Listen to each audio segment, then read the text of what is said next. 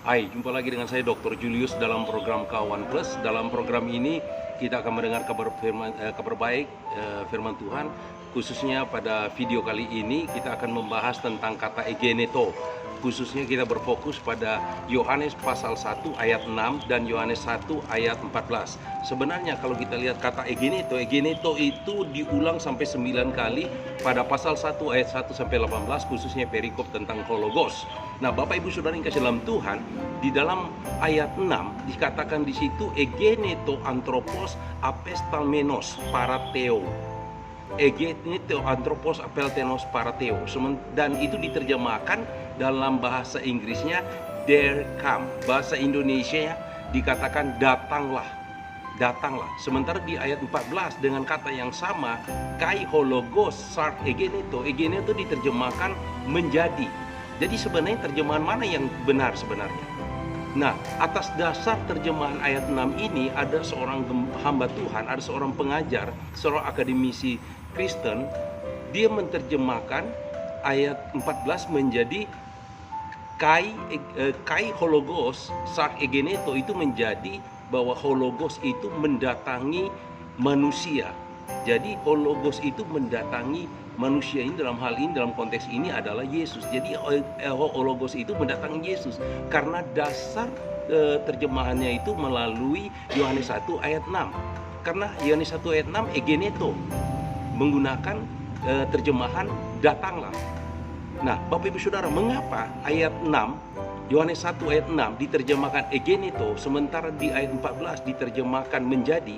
Nah, persoalannya adalah khususnya di ayat 6 ini, kalau kita lihat di sini ada kata yang muncul yaitu epestalmenos, having been sent.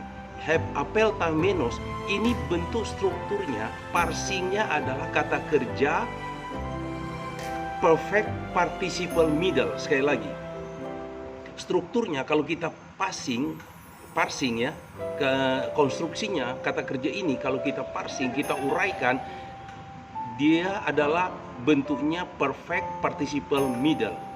Nah, kalau kata kerja ada muncul dengan konstruksi participle, maka itu disebut dengan hendiadis. Hendiadis artinya hand satu, dia melalui dis dua. Jadi satu melalui dua. Apa maksudnya? Satu melalui dua artinya adalah dua kata dalam satu ide, dua kata dalam satu makna. Jadi dua kata satu makna. Kita melihat kata mana yang sebenarnya pasangannya, main verb, kata kerja utamanya. Kata kerja utamanya di sini di ayat 6 adalah egeneto. Jadi akhirnya saya coba untuk menerjemahkan secara bebas menjadi begini. Seorang pria diutus dari Allah, Allah yang menjadikan seorang pria itu. Jadi seorang pria itu pertama dijadikan, Allah menjadikan seorang manusia itu menjadi seorang utusan. Karena ayat ini sebenarnya terkait dengan nubuatan dalam Yesaya 40 ayat 3. Jadi Bapak Ibu Saudara, terjemahannya, terjemahan bebasnya dari bahasa aslinya saya menerjemahkan karena ayat 6 ini dia adalah ada kata diutus di situ dalam bentuk partisiple. Jadi saya terjemahkan seperti ini. Seorang manusia, Allah menjadikannya, Allah sendiri yang menjadikannya, dan dia diutus dari Allah. Jadi ada seorang manusia yang Allah menjadikan dia, dan dia diutus dari Allah, dan dikatakan namanya adalah Yohanes, yaitu dalam hal ini adalah Yohanes Pembaptis. Karena kalau kita lihat teks berikutnya ayat 7 dan seterusnya, dideteksi bahwa ini adalah Yohanes Pembaptis. Jadi Bapak Ibu Saudara, tidak ada sebenarnya pertentangan di antara dua ayat ini, baik ayat 6 maupun ayat 14. Sama-sama bisa diterjemahkan dijadikan atau menjadi.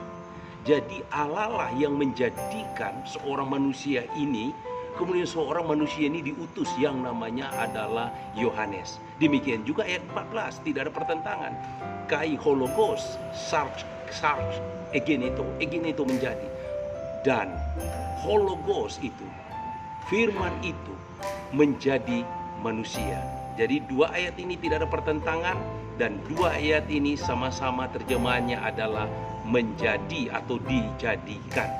Jadi tidak bisa diterjemahkan bahwa hologos itu mendatangi, karena baru-baru sempat terdengar kabar bahwa hologos mendatangi, jadi cuma sekedar mendatangi manusia, mendatangi Yesus. Tidak seperti itu terjemahannya, Bapak Saudara.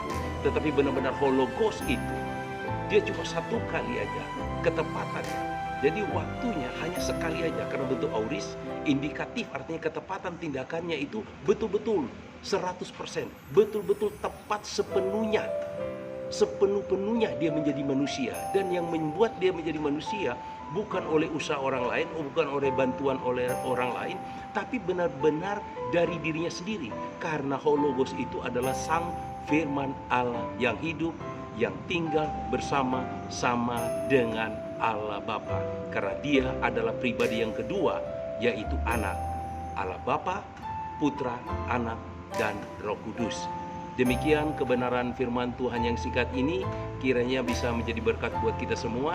Dan Bapak Ibu Saudara, sekaligus juga saya ingin memperkenalkan bahwa untuk mempelajari